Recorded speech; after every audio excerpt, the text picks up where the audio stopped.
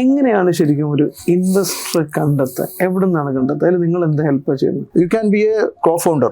ഞാൻ പറയട്ടെ, ഇപ്പം ടെക്സ്റ്റിലുള്ള കോ ഫൗണ്ടേഴ്സ് നോക്കുന്ന ഇഷ്ടംപോലെ കമ്പനീസിനെ എനിക്ക് നേരിട്ട് അറിയാം. അവർ ഇക്വിറ്റി തരും. You don't have to invest, you don't have to do anything. Salary with salary and you will get equity.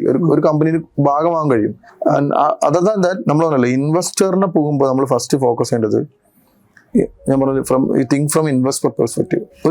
ഒരു ഓണ്ടർപ്രണർ, ഒരു സ്റ്റാർട്ടപ്പ് ഇൻവെസ്റ്ററിനെ നോക്കുന്നതിനേക്കാൾ കൂടുതൽ ഒരു ഇൻവെസ്റ്റർ സ്റ്റാർട്ടപ്പിന് നോക്കുന്നുണ്ട്. ഇപ്പൊ VC company, venture capital companies എന്താ ചെയ്യുന്നത്, they pool money from different investors.